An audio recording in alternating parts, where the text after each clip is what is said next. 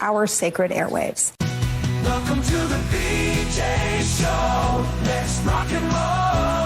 Rock and roll. Come on, everybody. Let's lose control. Brad and John, they're the ones to follow. Yeah, ready for the ride. It's the BJ Show. BJ Show. It is the BJ Show for Thursday. So happy it's Thursday. John, are you happy? I am, yeah. It's just, it's a beautiful week so far, Brad. Although we've had a lot of rain, there's just a lot of sunshine in our lives. Maybe in your life. I don't know about mine. Brad, should we talk about anything that's going on? It sounds like we should talk about something going on. Man, it's been a rough week for me, to be honest with you. And I have to tell you, I'm going to persevere onward. Okay, so far we should say that it is true that global climate change is with us because of the fact that normally, I think in the old days, the saying was, April showers brings May flowers. Now we say May showers brings June weeds. Is that what we say or something like that? I think so. But, you use a good selective herbicide, Brad, and that'll use some 2,4-D in dicamba. And not 2,4,5-T because that was part of Agent Orange. Brad, speaking of lawn care, do you know what I Googled the other day that I shouldn't have Googled? My lawn care company? I don't know. You got to be careful answering that. What'd you say? My lawn care company? No. I was outside and I have a whole lot of cicadas in my yard because I have a lot of trees and such. And Brad, I felt something kind of funny and misty and dewy, and I Googled cicada urine. Oh no! And I'm not a biological functions kind of guy. I don't really like bathroom humor, but these cicadas, they urinate a lot. And I just shouldn't have Googled it because the other day I was outside and I thought I was a little sweaty, and it wasn't sweat, Brad. It was cicada urine? Yeah. Now, the silver lining of this, and I did a Google deep dive on this because I had to, and I'm wildly obsessive compulsive, so sometimes I can't seem to help myself. But I guess tree sap and a little bit of water is all that's in cicada urine, and cicadas urinate like they've measured the scientists have measured the volume of like 2 to 3 times the force of human urination. And anyway, if you're outside, and this is going to disgust some people, and I'm sorry, but if you're outside and there's a lot of cicadas around and you feel especially dewy, you're covered in tree sap essentially that's been watered down by cicadas. Well, no, hold on a minute. Were you under a tree when this happened, or were you just out walking around in the open? No, I was. Yeah, I mean, I'm walking underneath trees. I live in an area with a lot of trees, and I was doing a little bit of light yard work the other day. Right. And then I was actually sitting under one of my larger trees, Brad, and I was like, "Is it raining?" And then I realized I was underneath, probably 1,000 cicadas. And it wasn't rain. John, I can take care of that for you. I have several nice chainsaws, and I can make.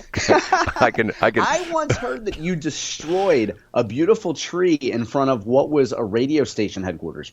Matter of fact, I think there's still people mad at me because our old location in Washmo, when I bought the place, there were 2 trees, old trees, both of which were in bad shape, and one of them which split and almost hit the building, so that one had to come down, and I chopped that one down. And then the big monster one, which was probably 70 feet tall or something like that, I got this huge estimate of like $10,000 to take it down. So I rented a crane and cut it down myself. Now the problem with that tree was it had a infestation of carpenter ants, and we tried to save it. Our bug guy, Dan Kreider of DNR Pest Control, I mean, he worked on it for months. He would come in, he would do those smoke bombs. You ever seen those things they do for like ants and things like that? Yeah. And he would bomb the tree, and all these ants would come crawling out, and it got worse and worse and worse. And finally, you could take a flashlight and look into the trunk of the tree, and it was like halfway through the tree. And you know what that means? That means the tree is unstable and has to come down. So but the other very challenging thing about that was that half of the carpenter ants were unionized. So whenever you were using a smoke bomb, half of them were out in the lawn chair taking a nap, or they were out in the van scrolling on their cell phone, and they weren't working. It's funny you should mention that. I went by the Carpenters District Council office on Tuesday on Hampton, And there's that whole crazy thing. I don't, did you know what happened with the Carpenters? It used to be with all the embezzlement, and then the national group shut down their capos, their local kneecappers, and they reorganized everything. That's John Combest. That's not Brad saying those. That's not Brad. Somebody's going to pull a Trupiano on me when I'm driving down 55, Brad. Right. I better be careful. Essentially, they merged it with Kansas City. What do they call it? Midwest District Council or something like that? Yeah. It's I mean, I think there was some pretty clear-cut corruption that was proven in court, wasn't there? I don't. You know more about that than I do. I mean, all I know is I have a couple of friends of mine who were carpenters and one who still was a carpenter. Matter of fact, once upon a time, my oldest son was in the Carpenters Union, and that was a mistake. Not a mistake. He was in a union. I told him it was a mistake. He got out of the union. He let his union thing lapse. And I go, don't do that. Just pay the dues. Keep it active if you're not necessarily working as a carpenter. And the worst part, though, Brad, is that you I have it on good authority that you forced your sons to help you cut down some of those trees. I did. They were not happy with me. And you know what, though? But you made up for it, because then you sat down with your boys and you read Shel Silverstein's The Giving Tree. And you said, I know it seems sad that I'm cutting this tree down, but I'm doing it for you, you ungrateful little runts. Now pick up those trees, and we got to dispose of them in the river. I have, hold on a minute. I have a text from someone who you know, but I don't want to mention the name. It says, your face on the site is I usually push the nose, listen, and your face is gone. That's Egbert. Okay. Okay. Have you looked at it this morning? This is how you get into our. I haven't. Hold on a minute. Let me look at this. BJ show. You should just be able to tickle Egbert's nose, right? Well, I tell you what. Here, let me work on this while I'll get John started. And get me started, Brad. I'll get John started. Every single day we start out with John's top three. He condenses what he believes are the top three stories from his voluminous, is that a good voluminous, word? Voluminous. The emphasis is on the lu. Voluminous, johncombest.com website. And we start up with the top three with this guy. I'm Casey Kasem. And he does. Now on with the countdown. And he starts with. In third place. The 15-year-old scholar who attacked a classmate will only be charged as a juvenile for her crime. That's right, Maurnice DeClue, who, by the way, is a member of the orchestra and the volleyball team and speaks multiple languages. She took a classmate's skull, cracked it into the concrete a few times because she was real mad. And you know what, Brad? She's only going to be charged as a juvenile. Don't try her as an adult. She's a good girl. She didn't do nothing, and she deserves a free pass. So she'll be in the juvenile system for a while. This is, by the way, brought to us by Post-Dispatch, and it's by my favorite reporter at the Post-Dispatch. Now, Brad, I know you're looking at other things right now, necessarily, but can you real quick guess who my favorite reporter at the Post-Dispatch is? It's what's her name, Nadal or something like that? What's her name? Natasha. She's Maria Chappelle Nadal. No, that is a state senator. I'll just tell you, Brad. She's got a like a Middle Eastern name. She's like she does things with Tony Messenger and stuff like that. Don't you know? Not Aisha Sultan. There You're thinking of Aisha. Yes. Right. Yeah, not Aisha, but it's actually the reporter called Staff Reports. Yeah, Staff Reports is my favorite reporter, and you might recognize Staff Reports from working at just about every newspaper, because when the team gets a press release and they're too lazy to actually do any real reporting on their own, they just take a press release and they'll slap Staff Reports on it and put it on a website. Now, in most cases, I don't link to any stories called Staff Reports, because in most cases they're just press releases that have been reworked by a word or two. But this is important enough, and I haven't seen much local coverage of this, and I did want to have this piece up today. So, Brad, we've talked about this case extensively. This case happened, the attack of Maurnice DeClue on Kaylee Gain and all the subsequent horror, really, that Kaylee Gain and her family have gone through, took place right down the street from where your house was. Yeah, I lived on Claudia. Just in the literal shadow of Hazelwood East. Yeah. So this is a sad case, and I guess, personally, Brad, I don't know how you feel about this, but I'm not surprised that this assailant is only being charged as a juvenile. You could probably imagine what might happen if a white girl took a black girl's head and slammed it into the concrete. We would still be cleaning up local Quick Trips and local vandalism and looting, sites, but because it's a black girl attacking a white girl, the case is pretty much done. John, I can't believe you're being biased like that. I mean, I know it's a shocker, and here that we're on our 126th show together, Brad. I think people are like, "Wow, John is taking a strong stance on this." But you know what? Sometimes we just evolve, Brad. So I'm sure if you're Kaylee Gaines' family, you probably want a scalp.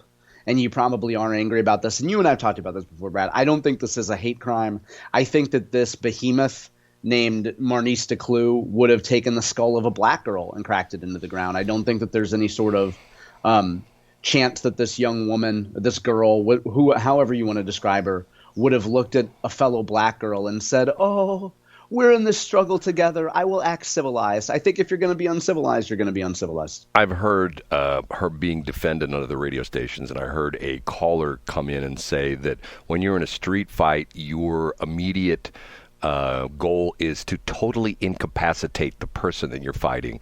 And I'm going like, okay, well, good thing I'm not in a lot of street fights because I don't think I would be doing that. Okay, let's move on. Number 2. Up a notch to number 2. The Springfield News Leader has a nice recap today, a pretty concise recap of the bills that passed through the legislature and what Governor Parson has to sign, or parts of appropriations bills that he can veto. There's a unique thing in Missouri, Brad. If the governor chooses to not sign a bill, the legislation goes into effect anyway. So inaction essentially means that the bill becomes a law regardless of what the governor does. Now, the governor is on a trade mission to Italy until June 4th. So he's going to be gone for a while. But when he comes back, there's a number of bills that he can sign. This piece from the News Leader is pretty good. It also goes through toward the end of the story. It talks a little bit about the stuff that was debated quite a bit that didn't pass. You and I, Brad, have talked a lot about initiative petition changes. That did not pass the legislature. I would also flag that the Associated Press, David Lieb from the Associated Press, has a piece up today about that Roundup legislation that we've discussed. Right. And Brad, I don't know if we've actually discussed this on the show, but I have a theory about what will happen to what I think Bayer's going to do with Roundup. Have I shared this with you? Yeah, you say they're going to spin off as another company. No, I don't think they're going to spin it off as another company. I think that Bayer will actually just sell Roundup to another company. Really? Yeah, I think that here's what I think. And real quick, without going into too much minutia here, I think that Bayer has indicated in interviews, and there's a wonderful woman named Jess Christensen who's quoted in the Associated Press piece about how these lawsuits against Bayer for Roundup are just unsustainable, which is why Bayer is looking for this legislation. But here's what I think, Brad.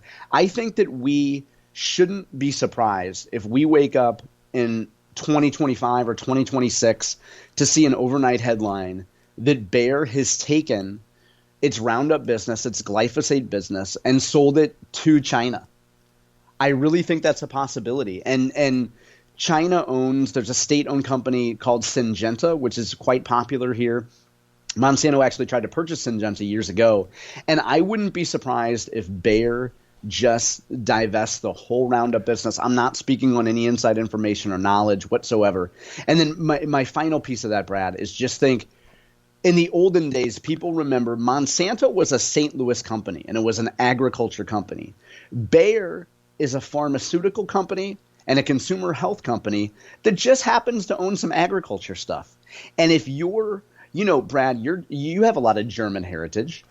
If you're a version of Brad Hildebrand that's sitting in a Germany corporate office and your whole career has been at Bayer in pharma or consumer health, and somebody comes to you and says, "Hey, we have a way for you and your company to get a whole lot of money and never have to answer questions about these dirty agriculture chemicals. Let us take that off your hands."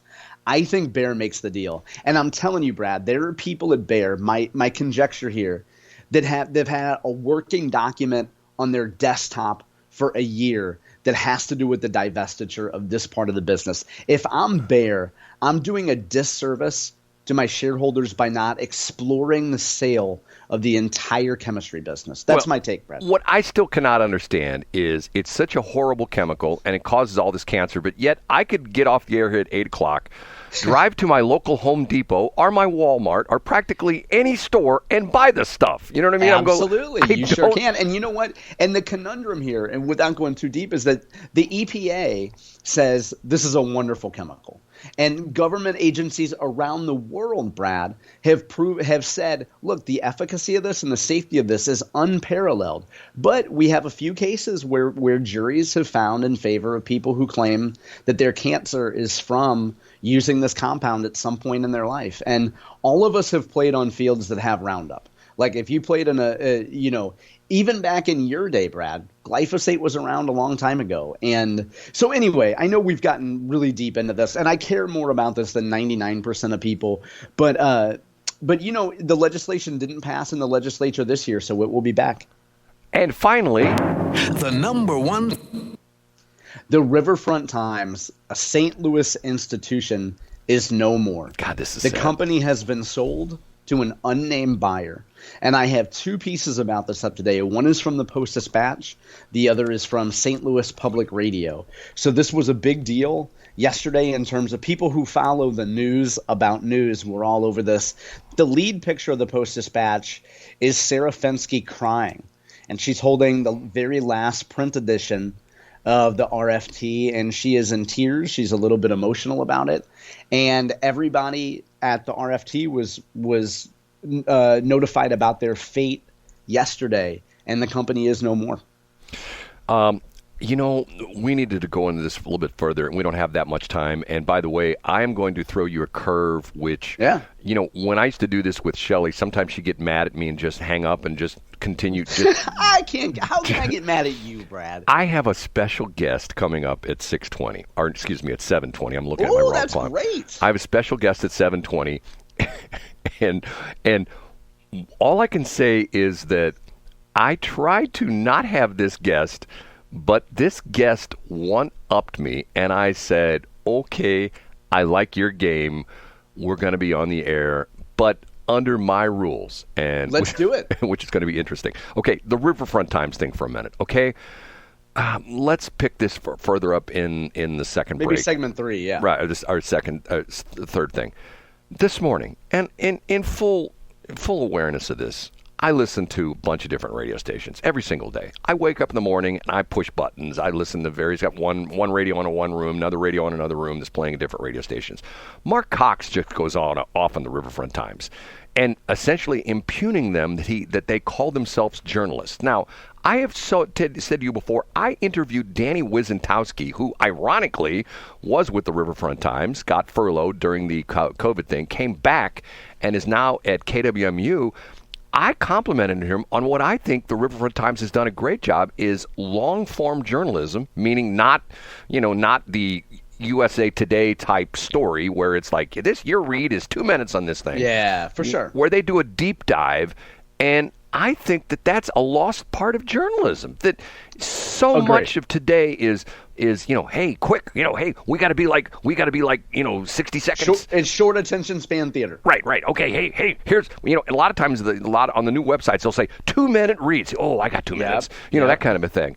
And I just, once again, I like Mark Cox, but man, sometimes you got the Tracys on one side, you got the Mark Coxes on the other side, and I'm thinking to myself, okay, the reason why I have a problem with NPR is because it's government funded. That's my whole beef. If they were privately funded, I don't care if they're doing stories every other hour about transgender and this and that. I don't care. But it's government money. It's government, and in KWMU's case, it's federal money, CPB, Corporation for Public Broadcast, and state money because it's owned by the University of Missouri. And once again, it's a governmental entity. Okay, we have to take a break because I have a guest coming up. All right. And I won't tell you who it is, but John's gonna freak out. Okay, Maybe he won't. Thanks for checking out the Brad and John Show podcast. This segment of the show is brought to you by John Combest's book, Stalking, Harassment, Internet Trolling, A Guide to Recovering and Rebuilding After Online Attacks. It's a great reference if you've ever been the unfortunate target of a social media attack. It's available on Amazon. Just search John Combest. That's Combest, John Combest, and the book will show up in your search results. Now it's time for another segment of the Brad and John Show. Can you handle it?